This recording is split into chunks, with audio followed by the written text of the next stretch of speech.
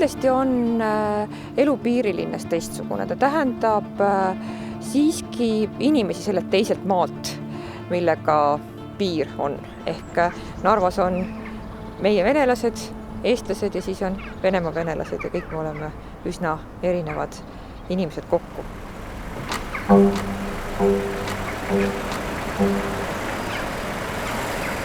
Piir Narvas on muidugi füüsiline, sellepärast et selleks, et saada üle piiri, on sul vaja viisat, kui sa oled Eesti kodanik ja kui tihti küsitakse, et miks Narvas on nii vähe Eesti kodanik, ainult 44% inimestest, siis see on üks põhjus, et kui sul ei ole Eesti kodakondsust, on sul lihtsam üle selle füüsilise ja materiaalse piiri tegelikult astuda.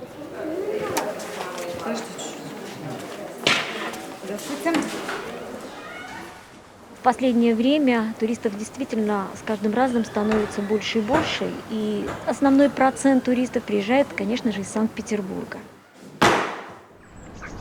Нельзя Ивангородскую крепость рассматривать без Нарвского музея. Мы действительно везде рекламируем ее именно как вот этот единый, уникальный крепостной ансамбль.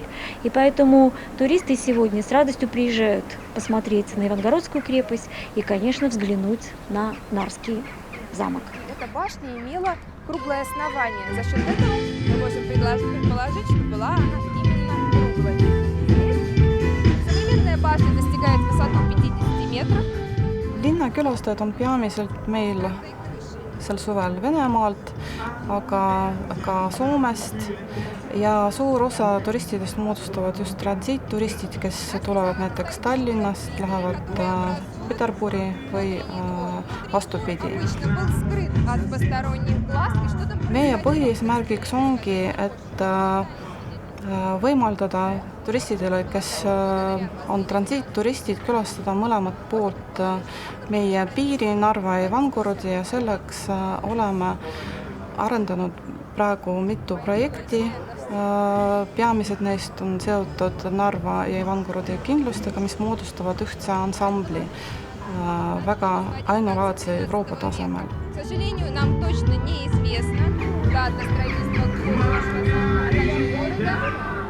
Ühisprojekti raames me teeme korda juurdepääsuteed Narva linnusesse ja Ivangorodi kindlusesse, uuendame lossipargi. Veel üks suur objekt, mida me teeme korda, see on suurim bastion Narvas, Victoria bastion. Järgmisel aastal ta tähistab 330 aastat, kui Talberg seda ehitas välja. Ja seda objekti me avame turistidele just järgmisel aastal.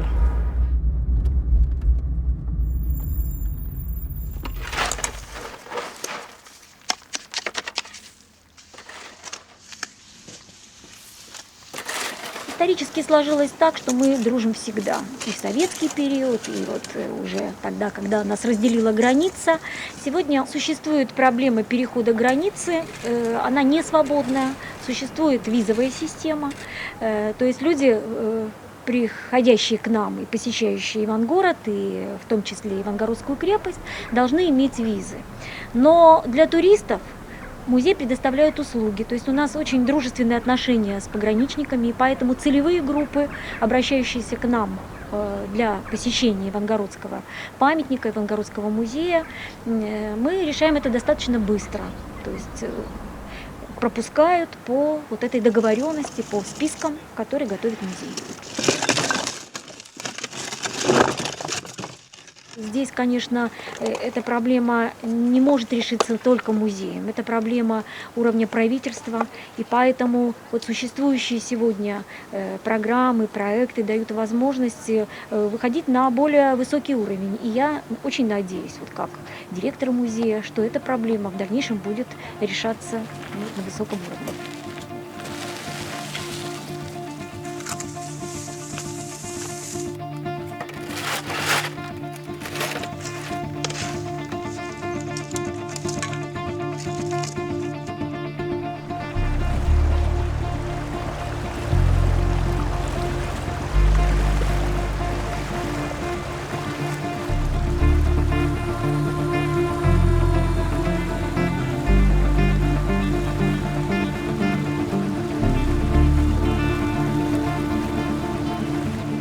No Venemaa on siin minu selja taga ja piirini on praegu meie juurest kuskil kilomeeter. Piir ei lähe keset järve, piir on natukene Lämmijärve peal, hoiab Venemaa poole. Eestimaa pool on siin nagu püügivõimalust rohkem.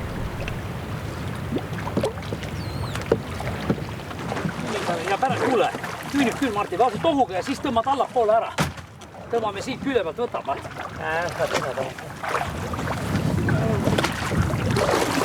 Terve Peipsi peal on kvoodid jaotatud, et palju püüda võib mingit kala ja viimased aastad on näitanud, et me saame tööd teha kuskil oktoobri lõpuni. Siis on limiidid täis.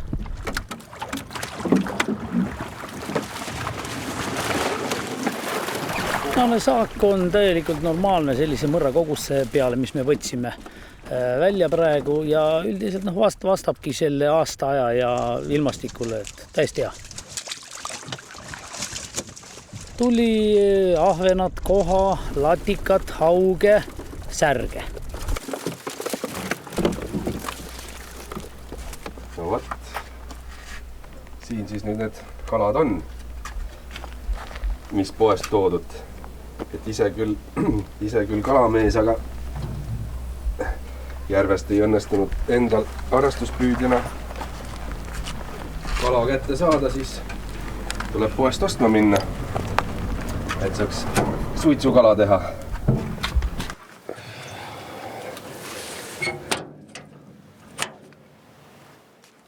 Kaluritel on kohustus anda oma kala ära kokkuostjatele ja inimene, kes on siin oma kas või sünnist saati elanud siin järve ääres ja kunagi ka ise omale siit kala püüdnud, siis täna tal tegelikult see võimalus puudub.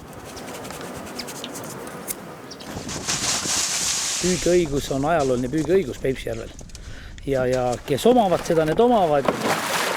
Ja et püügiõigust saada, ostke. Seda saab osta, on ju, kui keegi müüb juur seda ajaloolist püügiõigust, aga nii on praktiliselt võimatu. Nojah, tegelikult on selle asjaga nii, et kui nüüd Peipsijärvel tahaks üks inimene hakata kalapüügiga tegelema, et ta sellest ise elatuks, siis tal on vaja kõigepealt registreeruda juriidiliseks isikuks.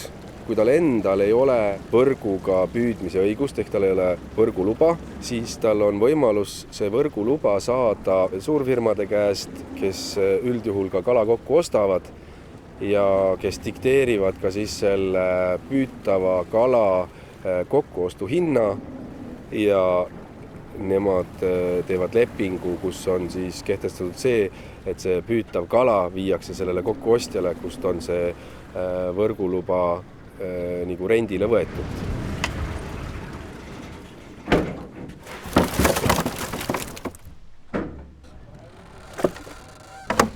See kala läheb nüüd kõik Osamik-Latika kalapunkti, kus see kala sorditakse uuesti üle, pestakse ja jäätatakse ja sealt läheb edasi siis juba kas kaubanduskettidesse, töötlemisse, muidu müüki siin samas koha peal.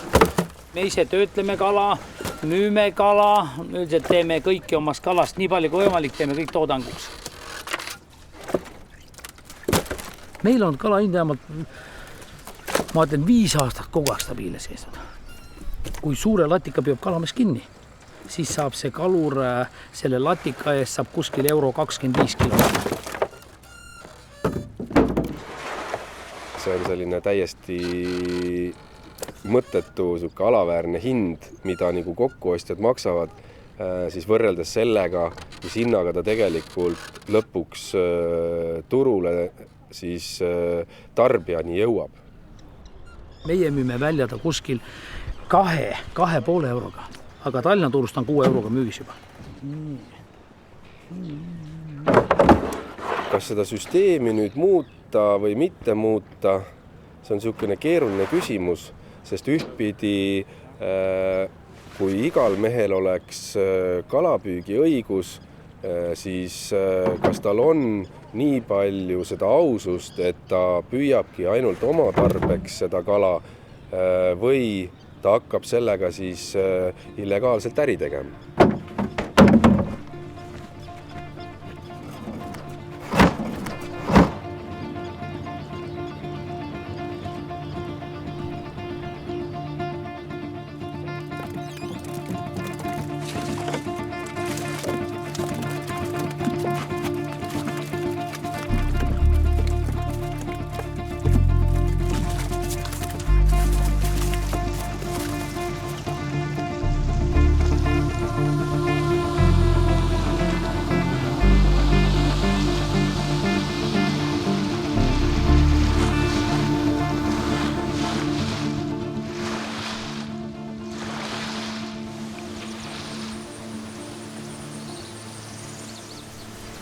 kasvatame oma sorti Peipsi sibulat. Sibula jaoks on tähtis muld ja kliima. Meie piirkonnas on sobilik muld ja sobilik kliima, sellepärast on selline sibul. Jah, kunagi kohalikud vanausulised tõid seda sibula sorti Venemaalt. Sibula sort sai nimi Bessoonovski. Tegelikult see mõnede inimeste jaoks on elutusallikas sibula kasvatajal. Vähemalt küttepuraha saada. Et pensionid väiksed ja sissetulek on väike.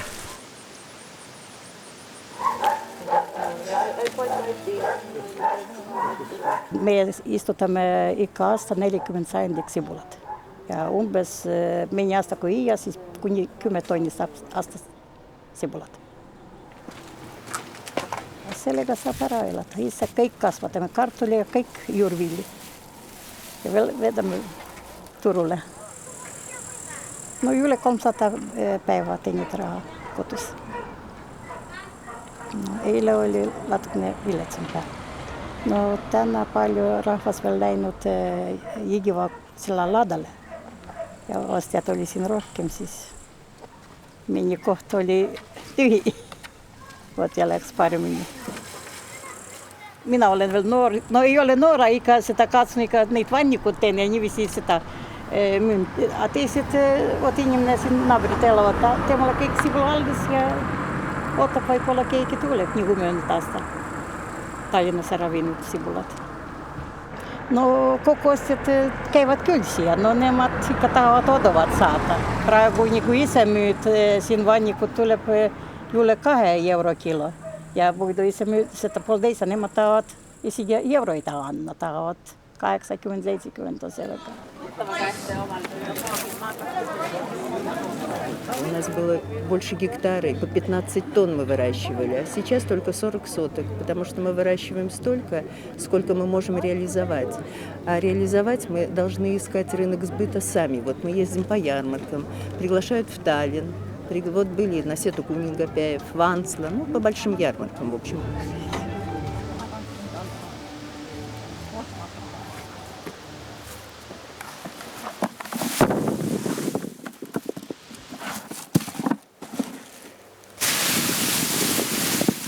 See on päris paks kiht. Siis peab olema 2-3 mugulat. Siis ta.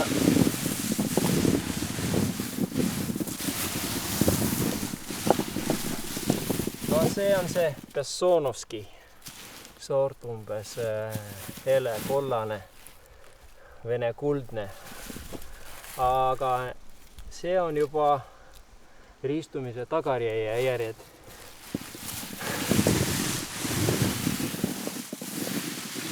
Püüan aidata teistele inimestele turustada oma sibulatoodangut. Moodustasime MTÜ Peipsi sibulatootjad ja praegu taotleme Peipsi sibula jaoks geograafilisi tähise. Võib-olla see annab teised eelised kohaliku sibula jaoks.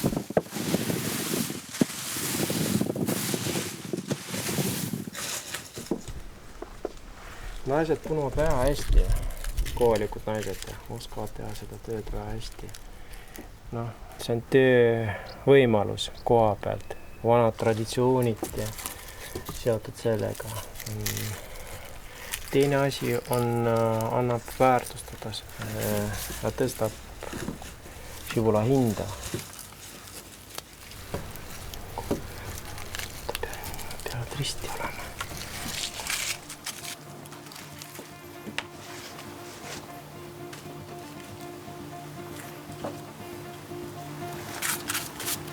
Rahvastik on vananenud, et keskmine vanus umbes 60 aastat ja noored ei taha seda rasket töö, käsitöö ära teha. See on ka põhjus, et piirkond sureb välja. Et näiteks kui 30 aastat tagasi oli siis siinse meie piirkonnas kuskil 2500 inimest ja tänapäeval sisse kirjutad 750 umbes.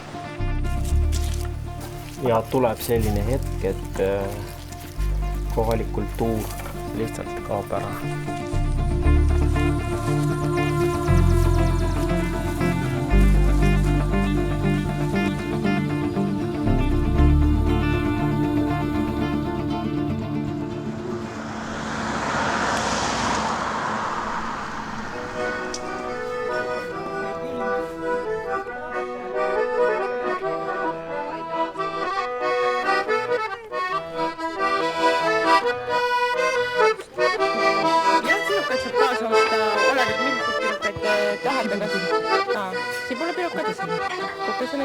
Ja võib-olla siis see õunavaarika, et see on ka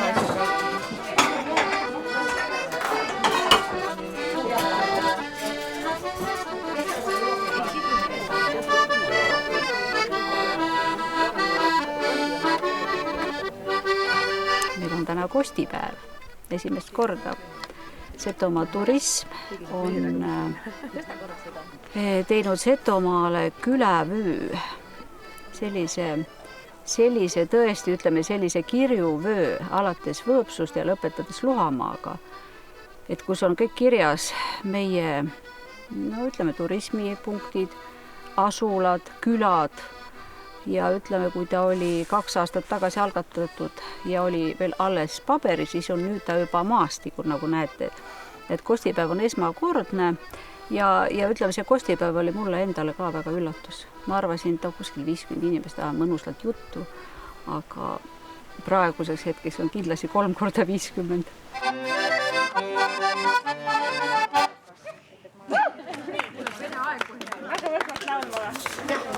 Nii, see tuleb ära pesta, kui uus kohvi teha siia. Nii, üks jäätis. Meie pere liitus sellepärast selle üritusega, et me tahame hoida seto traditsioone au sees. Et külalistel oleks midagi näha sellist, mis on juba hääbumas. Aga kui meie seda edasi ei pea ja meie seda au sees ja traditsioone jätka, kes siis veel seda teeb? Kuidas sa ei saa siis? Tule sa Sarsamäe peale, tule sa Sarsamäe peale, kereks sa Sarsa kingo peale. Kahjuks paraku on meie perekonnas ka juhtunud see lugu, et mu vanaema, ema laulis Seto Leelot ja emal jäi just selle tõttu vahele see laulmine, et ema jäi sinna nõukaaega siis, kui see on üldse populaarne laulda ja üldse neid riideki kanda ja seto keeles rääkida. Aga mina nüüd siis ja mude Laura nüüd oleme jõudnud Seto Leelo juurde tagasi meie perekonnas. Et see, ma arvan, et see on väga positiivne, et vanaema ehted ja riided, mis on olnud, et need on uuesti kasutuses ja nendega laulda on lausa au minu jaoks vähemalt.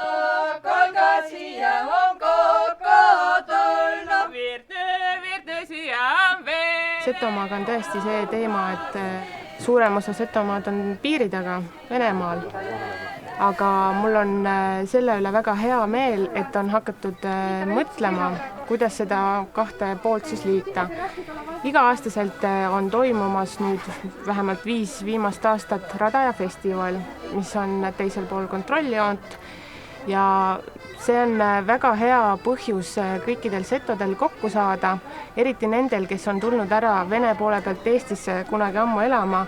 Nendel on see aasta jooksul tegelikult selline ainus suurem kogunemise põhjus Radajal kokku tulla, käia oma kodukohas, laulda oma laulusid, meenutada neid, kes seal on olnud ja kes on ära läinud. Ja muidugi leelopäevad, mis Värskas üle 3 aastada toimuvad, et need liidavad ka nii seda poolt kui seda teist poolt, mis Vene poole peale jääb Setomaast. Et on põhjust kokku tulla ja laulda oma seto laulu.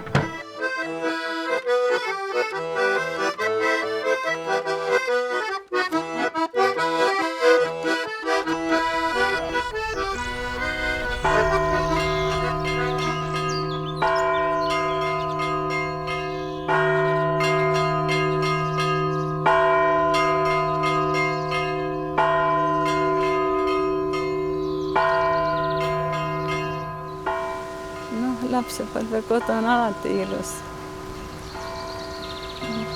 Ta on ilus kohad, väga ilusad, kõrge mäe otsas all oja. Mesipuud aias ja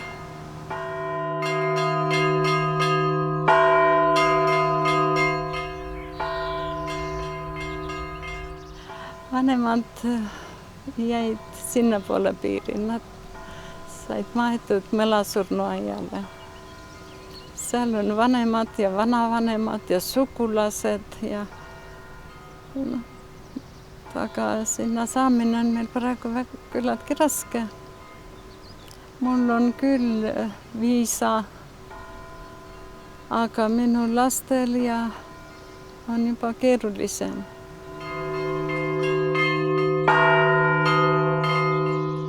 Poeg elab siin Värskas, ta saab lihtsamalt selle viisa. Et meil käib viisakoordinaator ja siis korjab siis need paberid kokku, tõendid ja kõik. Ja siis ta organiseerib viisa, aga no seda viisa tuleb ka mõnikord mitu kuud oodata. Aga teised lapsed elavad kaugemal ja nemad peavad ostma viisa. Ja siis, kui tuled veel 2 või 3 käsi, siis tuleb päris hulka raha välja käia, et kord käia vanavanemate haua peal. Aga mina üksinda, ma olen juba vana ja mina üksinda ei suuda sinna enam käia. Ja siis ongi nagu vaja laste tuge. Ja väiksemad noorematele vaja näidata ka, kus nende juured on ja vanavanemad juba on.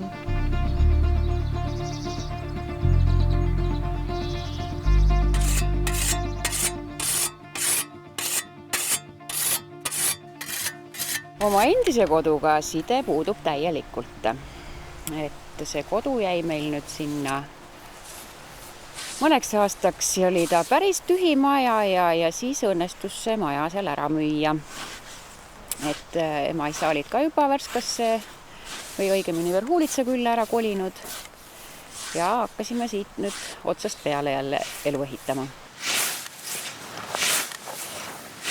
Tulime selle ära, et vanamees oli siin, laagris töötas bussijuhina.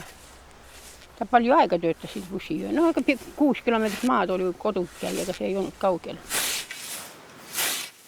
No elamine jäi ikka sinna, pärast me oleme 25 000 krooni eest maha. Ja ostsime selle siia.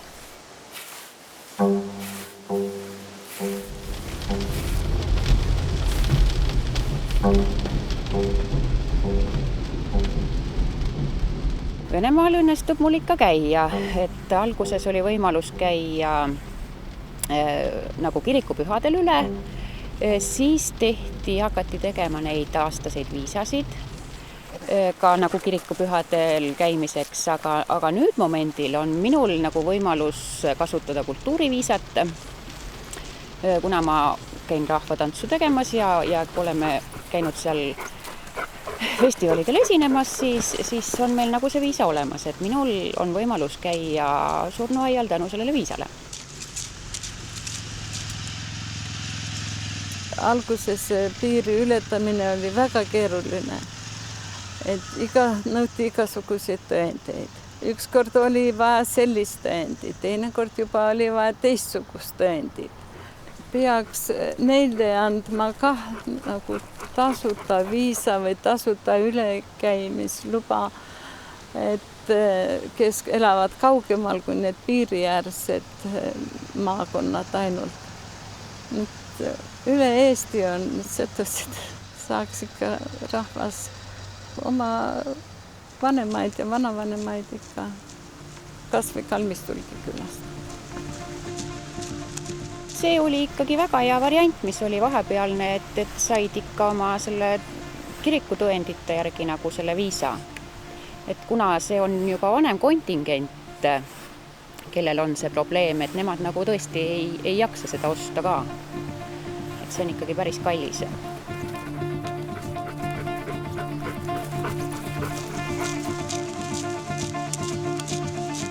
kui ma siit üle piiri lähen, siis tundeid nagu enam, selliseid emotsioone nagu enam ei olegi, et on üks suur Venemaa seal, käin seal surnuaias, teen need hauad korda, aga see tagasitulemise tunne on super, et kui sa ikka üle piiri ära tuled, siis ongi niimoodi, et sa oled ikka siin Eestimaal oma kodus ja siin on hea ja turvaline.